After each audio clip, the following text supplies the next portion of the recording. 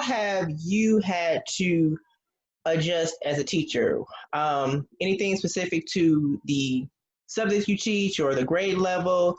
Having to deal with, parents or students or anything like that. But just like you said, you had to drop from one day to the next day. It's like you were in a school and then the next day you had to teach, remotely. So how had you had to adjust as a teacher, and just how have you had to adjust personally? Okay. That's a loaded question. It is. I mean, teaching every single day on this computer is tiresome. It sure is. It is what they call Zoom fatigue. It is real. Mm-hmm. The first week, I think in my house period, we had almost 50 Zoom meetings that I had to keep track of.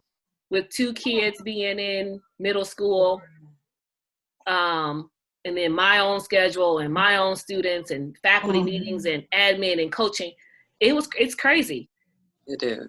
It has calmed down some, but not a whole lot, honestly. I mean, I'm still up cleaning every day. I'm still up disinfecting. I'm still up washing clothes, washing dishes, cooking. But as far as teaching, it's different because I teach at a school that's private and it's college prep, and I only teach 4th grade. And these parents want their kids at Harvard, MIT. I mean, they just want them at the top schools, and they're only in the 4th grade. So they have high expectations for them. They expect the entire school day to be replicated in a virtual classroom, 8 to 4 o'clock. They want, lessons taught. I can't do it. Oh, wow. It's physically impossible. Yeah. Mm-hmm. We've had parents email and say, I need the entire day online, basically. That's how it should look, their classroom. That is so interesting, Tiara, that you said that. Tiara, correct? Is that saying it? Tyra, it's fine. I'm sorry. Tyra, that is so interesting because for us, at least for Durham, North Carolina school system, I had to let go of modeling an entire day in my classroom because for the first couple of weeks, it was kind of like supplementary learning. So I was getting up. I was doing little Zoom sessions. Come on, let's chat. Let's do a little math problem. But my students weren't buying in because I think they were still in that shock mode. And I was trying to give them some normalcy of what we transitioned into. And I wasn't getting the feedback from the parents like you were getting, which I understand. Mm-hmm. Now, what I've had to learn to do is let go. I am a somewhat control freak. At least that's what my family say. I don't know how true it is, but they say I'm somewhat of a control freak. So I was trying to have that structure of not if I'm teaching 90-minute blocks, but I would teach 45 minutes.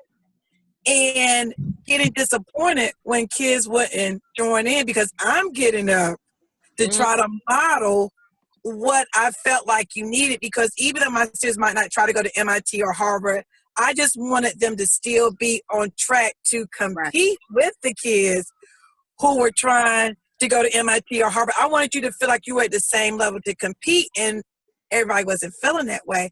So I had to not say let go of my expectations or lower my expectations, but I had to give myself a reality check up. Rochelle, everybody doesn't think like you. Oops, I'm sorry. Can you adjust your phone so we can see your face? Okay. I didn't want to interrupt you. I was like,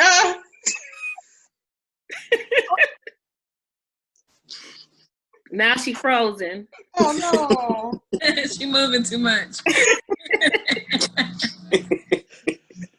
Oh my goodness. With our school, it come with a price tag. I mean, I don't know how your independent schools look in North Carolina or Virginia, but it come with a price tag, and they expect things with that price tag. Understandable. Well, I'll pop in while Rachel is trying to rebuff her. Going from being able to reach all the students, like even habitually absentee students, I knew I was going to get that face-to-face time. But going from that to now only seeing about 30-40% of my kids was rough.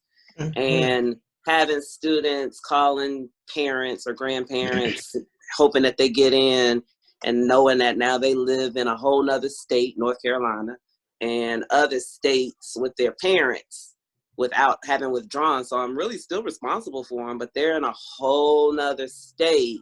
It's tough. Wow. It's really, really tough.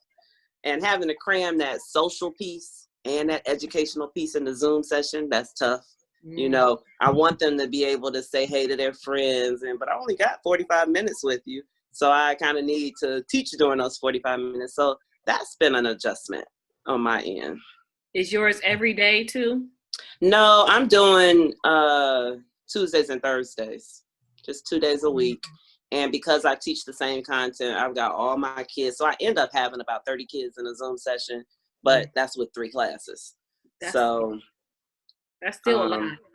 It is, but I called every parent and told them how important it was to get in. And so when I hear some of my counterpart teachers saying they got 2 kids, I'm like, call them parents, because they want their kids to learn too. Thank you.